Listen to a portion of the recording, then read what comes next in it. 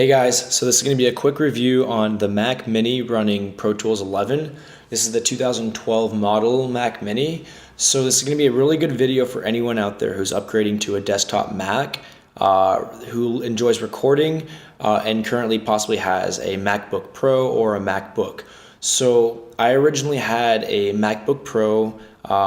Mine was a 2.3 gigahertz i5 model, running 4 gigs of RAM, and I could only run Mountain Lion for my operating system because if I tried to run anything newer, my sessions would crash all the time. But when I ran Mountain Lion, it would only crash some of the time. So that was my big issue. So I had to upgrade to something faster. Now that I'm out of school, there was no point for me to have a laptop anymore for that. So I decided to settle for a desktop. So when looking into what options I had, I started looking into the Mac Pro at first, but this is way too expensive for me. So I started looking into the older Mac Pros, but I couldn't end up settling for one of these either because they don't have Thunderbolt compatibility, and my interface is a Universal Audio Apollo Duo, which runs off of Thunderbolt. So the Mac Pro was quickly out of the list, and so was the iMac because I already have my own desktop screen, so there was no point in me investing more money into a computer that has a built-in screen in it.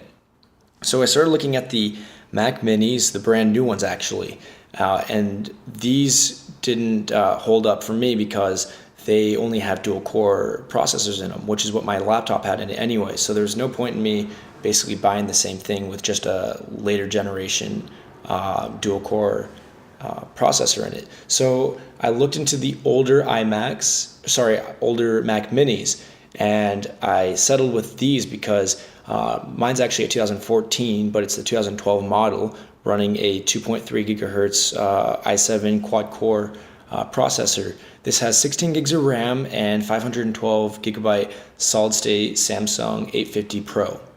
Now I'm running Yosemite, as you see, because I'm running Pro Tools 11, which isn't compatible with any of the newer Mac operating systems. So that is one of my constraints on my entire system. But let's open up one of my sessions here and see how this Mac Mini handles. So this session, you can see it has a lot of tracks on it, and it has around 40 tracks. I have about 6 additional auxiliary tracks. And as you see, most of my tracks have some plugins in them. Now, a lot of them only have 1 or 2, but some of them have, upwards of around 5. But one of my favorite parts of having this Mac Mini is being able to have the power to run my mastering software in my full session.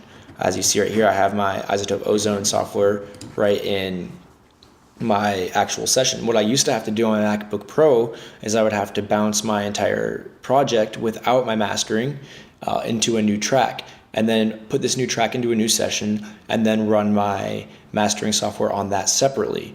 So this ended up taking away a lot of my time when I was recording because whenever I would master my songs, I would start finding things I didn't like in my original mix. So I'd have to go back to my original session, adjust that, rebounce it, and then put it into the new session and master it again until eventually I had a product I liked, but this would take forever.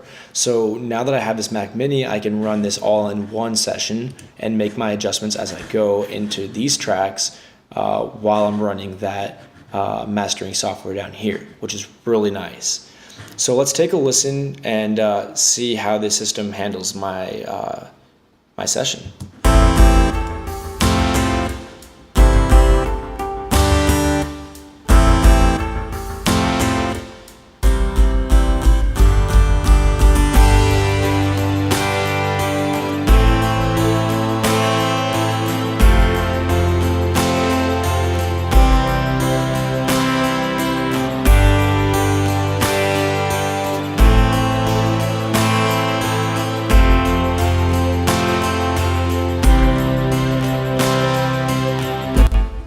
So it handled it really well, as you saw. There was no issues whatsoever. I'm also running a buffer size of 32 samples, which is nice because I used to be running way down here at 1024. So the one thing that I do find somewhat problematic, but it's not a huge deal for me, is that, as you might hear right now, the fan does get somewhat loud. Now, This isn't usual during most sessions. This is only whenever I'm trying to record video like I'm doing right now, and when I have other apps opened up. As you see, I have a few other apps opened up right now, which is something I actually couldn't do at all with my old MacBook Pro. I would have to turn off the Wi-Fi. I'd have to turn off every app and open up only Pro Tools and my console for my universal audio interface. But now I can run these all at the same time, so I can send a quick email in the middle of recording, which is really convenient. But as you hear, my fan does warm up. But then again, I do have my Mac Mini right in front of me. If you end up getting one, you might choose to put it under your desk, and I'm sure it wouldn't be too loud at that point, or put it far away from you. I don't think it'd be an issue at all. It's not that loud, but when it's right in your face, it's definitely noticeable. So, final thoughts. This is a good choice system for you. If you have, let's say, an older Pro Tools version, anyone that has a Pro Tools version at 11 or before will need to settle for a Mac that's not brand new, because if you buy a brand new Mac, you're going to have to run the latest operating system on it. You're not going to be able to downgrade. So you're going to need to find a used Mac anyways. And if you're on a budget, the Mac Pro is out of the picture on that. And also, if you need a Thunderbolt interface, you're going to have to get a newer Mac than, let's say, around 2010. So this is probably going to be your best option. It has the quad cores.